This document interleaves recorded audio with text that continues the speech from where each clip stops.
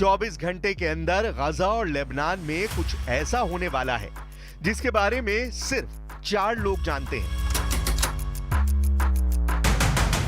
पहले हैं Donald Trump, दूसरे हैं बेनियामिन नेतन्याहू, तीसरा नाम है नईम कासिम यानी हिजबुल्लाह चीफ, और चौथा शख्स है अबू उबैदा यानी गजा में हमास का सबसे बड़ा लेकिन छुपा हुआ चेहरा। इनमें से 2 लोग यानी डोनाल्ड ट्रंप और बेनियामिन नेतन्याहू दोनों ने गजा वाला केक काटने की तैयारी शुरू कर दी है। एजेंडा साफ है कि गजा का केक कटेगा और बराबर बटेगा। इस बात पर नेतन्याहू ने भी मोहर लगा दी है। हमास और हिजबुल्लाह के खिलाफ वो फ्रंट दोबारा खुल सकता है जिसमें दोनों की लीडरशिप पहले ही खत्म की जा चुकी है। इस बात की 100% गारंटी वो 1800 बंकर बस्टर बम दे रहे हैं जो अमेरिका ने इजराइल तक पहुंचा दिए हैं, और अब ये बम इजरायली फाइटर जेट पर लोड भी किए जाने लगे हैं।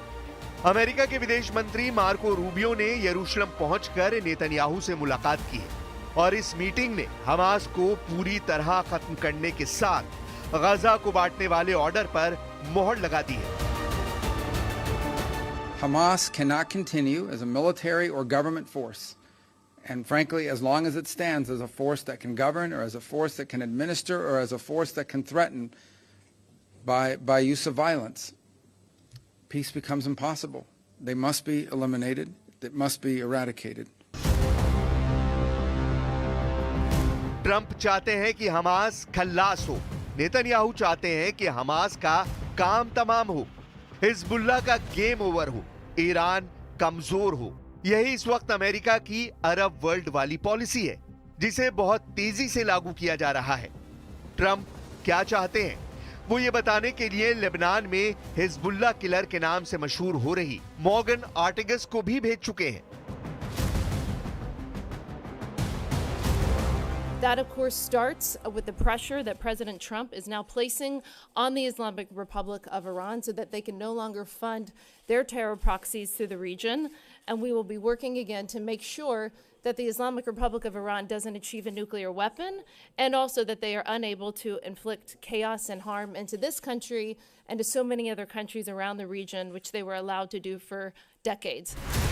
हमास को पूरी तरह खत्म करके गजा का केक कैसे काटा जा रहा है, इसका प्लान डोनाल्ड ट्रंप और बेनियामिन नेतन्याहू व्हाइट हाउस में बना चुके हैं। सबसे पहले गजा में इजराइल और हमास के बीच सीजफायर हुआ।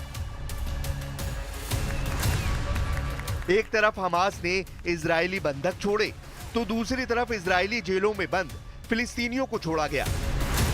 गजा में हजारों लाखों लोग वापस अपने घरों की तरफ बढ़ ही रहे थे कि तभी व्हाइट हाउस में हुई नेतन्याहू और डोनाल्ड ट्रंप की बहुत ही सीक्रेट मीटिंग। इसमें गजा को लेकर हुआ बहुत बड़ा फैसला अब हमास पर तलवार बनकर लटक रहा है। डोनाल्ड ट्रंप ने दे दी है अब तक की सबसे खतरनाक वार्निंग जिसमें टारगेट पर है हमास। डोनाल्ड ट्रंप ने कहा है कि गजा जोड़ो और हमास को तोड़ो, यानी ट्रंप का गजा जोड़ो और हमास तोड़ो प्लान। ट्रंप और नेतन्याहू अब गजा को बांटने वाले प्लान पर काम कर रहे हैं। ये केक बता रहा है कि ट्रंप भी गजा पर कब्जा करना चाहते हैं और इजराइल भी गजा पर पूरी तरह कंट्रोल करेगा, यानी गजा का केक कटेगा और इजराइल और अमेरिका के बीच बराबर बटेगा। डोनाल्ड ट्रंप ने कहा है कि वो गजा को खरीद लेंगे और हमास को न सिर्फ मिटाएंगे बल्कि पूरी तरह से मिट्टी में मिला देंगे। I'm committed to buying and owning Gaza. As far as us rebuilding it, we may give it to other states in the Middle East to build sections of it. Other people may do it through our auspices. But we're committed to owning it, taking it, and making sure that Hamas doesn't move back. इसी आग और इसी war zone को Hezbollah के लिए और खतरनाक बनाने की जिम्मेदारी मॉर्गन ऑर्टिगस को मिली है। दक्षिण लेबनान में हिजबुल्लाह के अड्डों को चुन चुन कर खत्म कर रहा है इजराइल, चाहे वो हथियारों के अड्डे हो, चाहे वो हिजबुल्लाह के लड़ाकों के अड्डे हो।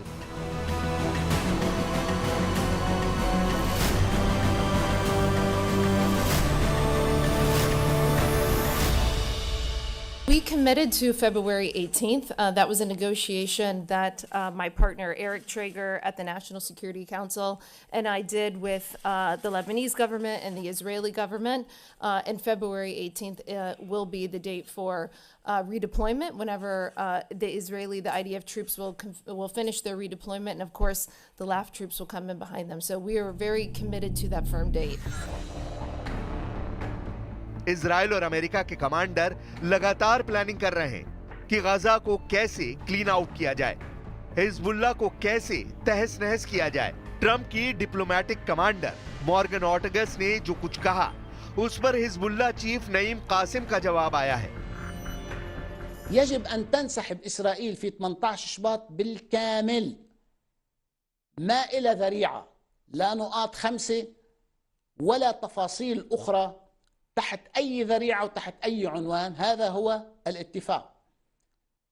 مسؤولية الدولة اللبنانية أساساً وحصراً في هذه المرحلة. नईम कासिम की वार्निंग साफ है कि 18 फरवरी के बाद युद्ध का जिम्मेदार हिजबुल्लाह नहीं, इजराइल होगा।